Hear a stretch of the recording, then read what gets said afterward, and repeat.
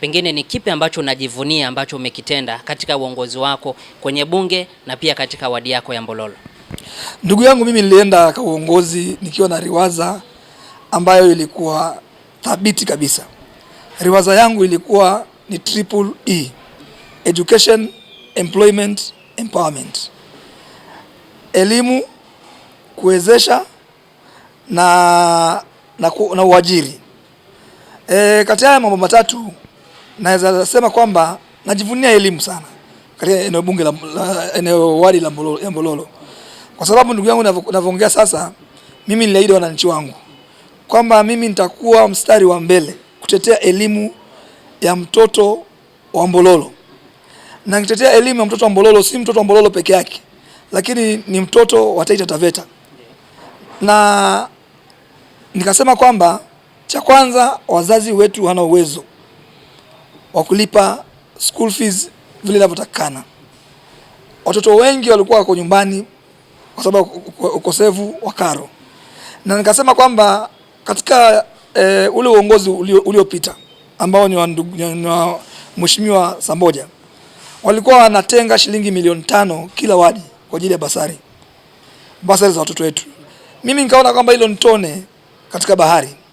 Nikasema kwamba ningeambia wananchi wangu nikiwa niko nje kwamba mimi nitapeleka mswada wa kwanza bungeni kupandisha kiwango hicho maradufu, kuanzia milioni 5 kwa wadi ambao ni milioni 100 kwa kaunti nzima kwa wadi 20, mpaka milioni 20 kwa wadi, milioni 10 kwa wadi 20, ikiwa milioni 200.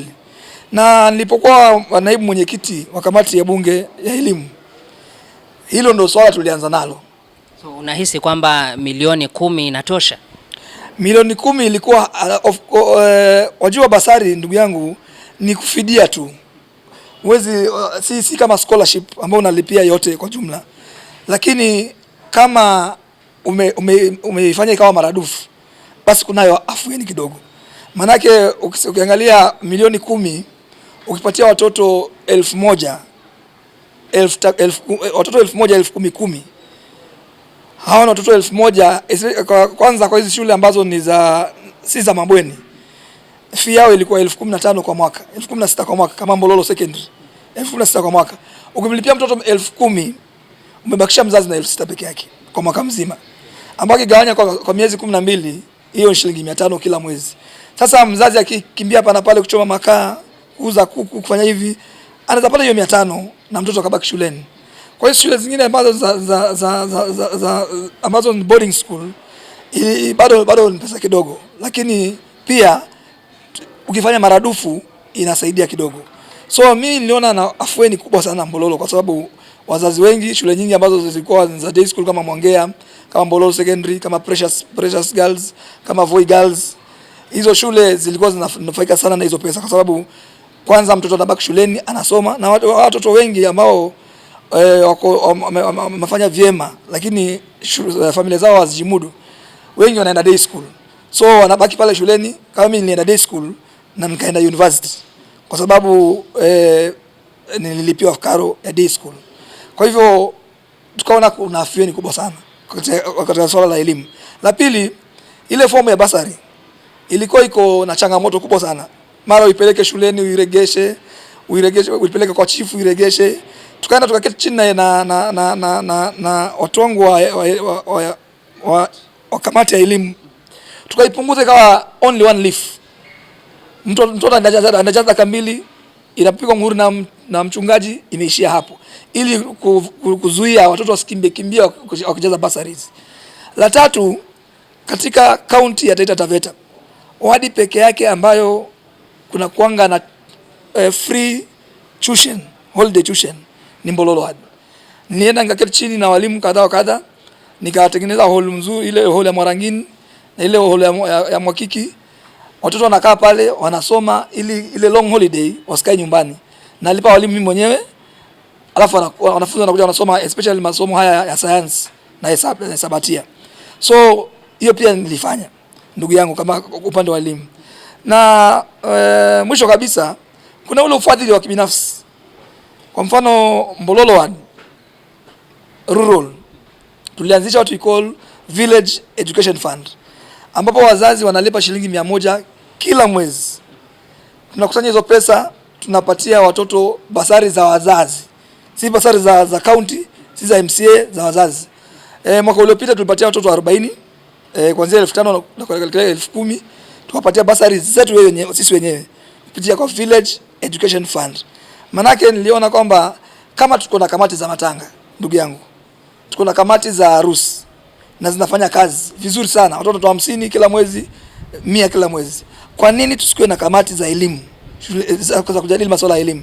Kwa hivyo sasa hii inaendelea hata leo ninavyoongea. Leo kulikuwa na mkutano wa elimu wa Village Education Fund pale Mwakiki Social Hall, ukiongozwa na dadangu Beatrice ambaye ni sekretari wangu, na wanaendelea kuchanga. Mwaka maybe in the middle of the year tutapeleka watoto wengine kama 40 ama 50. Hiyo ni kusaidia elimu endelee kukua, ndugu yangu. Alafu la pili ni kwa empowerment. Empowerment ni kuwezesha mtu, kumpatia ujuzi, kumpatia fedha za biashara, kumsaidia ili ajiwezeshe. Mwaka wa kwanza tulikuwa na shilingi milioni 2. Tukapatia vikundi karibu 50. 50,000 na 1,100 wafanye table banking. Unajua pia elimu ya primary school wazazi wanashindwa kulipa, lakini wakiwa table banking mtoto mzazi anachukua 10,000 aregeshe polepole alipie mtoto wake. Sasa nikapatia vikundi kama hivyo, nikapatia vikundi 5 vya bodaboda pikipiki mpya, nikapeleka watoto 147 driving school. Walifanyia wengine 97 walifanyia hapa CIT kupitia CIT, alafu na wengine wakafanyia Tausa Polytechnic. Watoto 147 wakapata driving license. Sasa hii wako mtaani, wako Mombasa, wengine wako Nairobi, wengine wako Voi, wanajimudu. Wanaweza endesha pikipiki, wanaweza endesha tukutuku, wanaweza magari na kadhalika na kadhalika. Alafu pia katika hali ya kuwezesha watoto, mwaka wa kwanza nilipeleka watoto 100 katika vyuo vya Wanai, Tausa, Mraru na VTC ya Voi, wasomee ujuzi kama wiring, welding, tailoring, hairdressing, dressmaking and so on, mechanics na masonry. Wamesomea watoto 100. Sasa hizi ninavyoongea niko na watoto 300. Hata juzi nilikuwa pale nikiwa address, hata nafikiri mmeona kwa mtandao, nikiwa address watoto 125 ambao tuliwafadhili kwa kati ya shilingi 7,000 na 10,000 kila mmoja, wasomee hizo ujuzi. Maana ukiangalia ujuzi kama short term courses ziko kama 15,000, zingine 10,000 amemaliza. Sasa ukimpatia 10,000 umemlipia yote. Kama 15,000 anabaki na 5,000 anamalizia. Apate an artisanal course, maybe grade 1, grade 2 ama grade 3, ili pia waende wafanye shughuli, washughulike. Na mwaka huu vile vile tumetenga pesa za empowerment ili kupatia watoto na wazazi, vikundi za vijana na vya kina mama wajimudu table banking, wajisaidie ili wakaweze kujikimu kidogo kidogo.